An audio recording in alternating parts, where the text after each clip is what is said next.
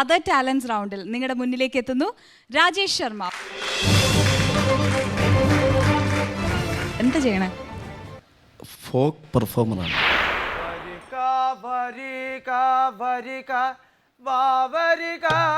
ദൈവമേ ദൈവം തെളിയണേ വാ അയ്യോ തകതയ്യത്താ വരിക വരിക വരിക വാ വരിക ദൈവമേ ദൈവം തെളിയണേ വാ അയ്യോ തകതയ്യത്താ കിഴക്കുദിക്കണ സൂര്യ ഭഗവാനെ ഞാനൊന്നു കൈ തൊഴുന്നേ അയ്യോ തകതയ്യത്താ ആരുടെ ആരുടെ ആരിയ പൊൻകാവിലെ ഞാനൊന്ന് പോയി വരട്ടെ അയ്യോ തകതയ്യത്താ. വാഴ്വും കലയും വേറിട്ട് കരുതാത്ത നാവിൽ നിന്ന് വാമൊഴിയായി കിട്ടിയ ഈ സംഗീതത്തെ നമുക്ക് വാഴ്ത്താം. കൈതോല പായ വിരിച്ച് പായേലൊരു പുറ നെല്ലു പൊലിച്ച് കാതു കുത്താനെപ്പ വരും നിന്റെ അമ്മവന്മാരു പൊന്നു കാതു കുത്താനെപ്പ വരും നിന്റെ അമ്മവന്മാരു പൊന്നേ ആ ഏ ഓ ആ ഏ ഓ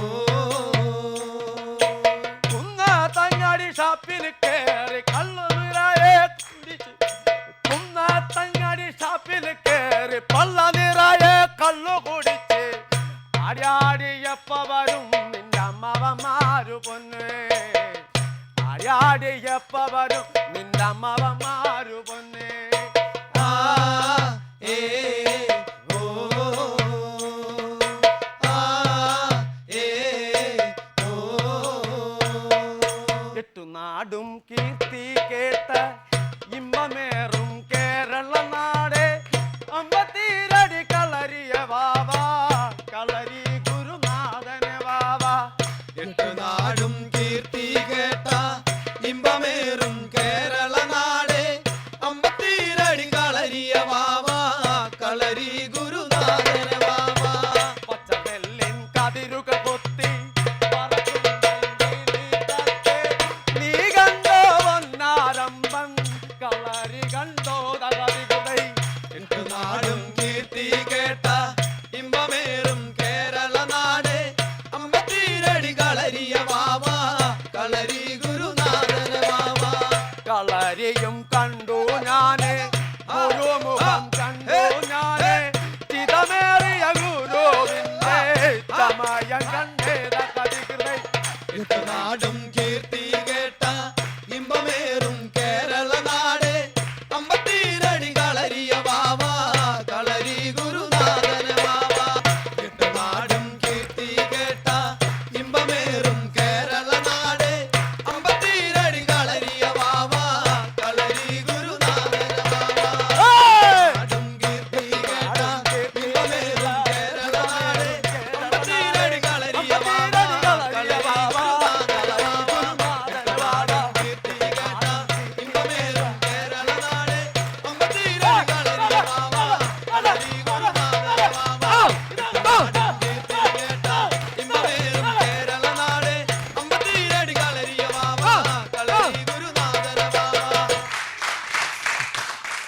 എന്തായാലും ഒരു പുതിയൊരു കലാരൂപം കാണാൻ പറ്റി.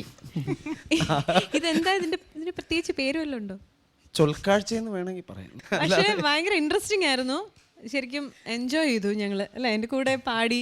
ഇത് ഗ്രൂപ്പായിട്ട് പാടും അല്ലേ ലാസ്റ്റ്? അതെ. ഞങ്ങളെ കൂടെ ഇൻവോൾവ് ചെയ്യിച്ചു അതിനകത്ത്. എൻ്റെ ഇരുന്ന സുഹൃത്തുക്കളും ശരിക്കും പ്രൊഫഷണൽസാണ്. എന്തായാലും ഇതിൻ്റെ മൊത്തം സ്പിരിറ്റ് എനിക്കിഷ്ടമാണ്.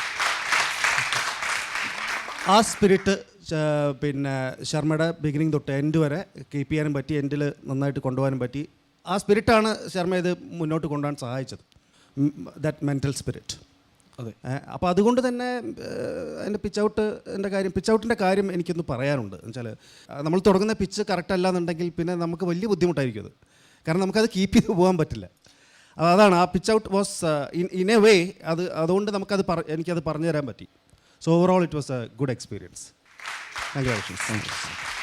ശർമ്മയെ അപ്രീഷിയേറ്റ് ചെയ്യേണ്ട കാര്യം എന്ന് പറഞ്ഞാൽ ഒരു trying out different art form ഇതിൽ ആ ഒരു എഫർട്ട് എടുത്തതിനാണ്. പിന്നെ ഈ പറഞ്ഞ പോലെ ഇടയ്ക്ക് താളം ഒക്കെ പോയി.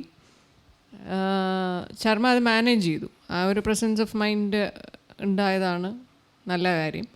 പിന്നെ ഈ മൂമെൻറ്റ്സ് ചെയ്യുമ്പോൾ ശർമ്മ ചെയ്താൽ നന്നാവുമോ എന്നുള്ളൊരു കോൺഷ്യസ്നെസ് ഉണ്ടായിരുന്നു എന്ന് തോന്നുന്നു.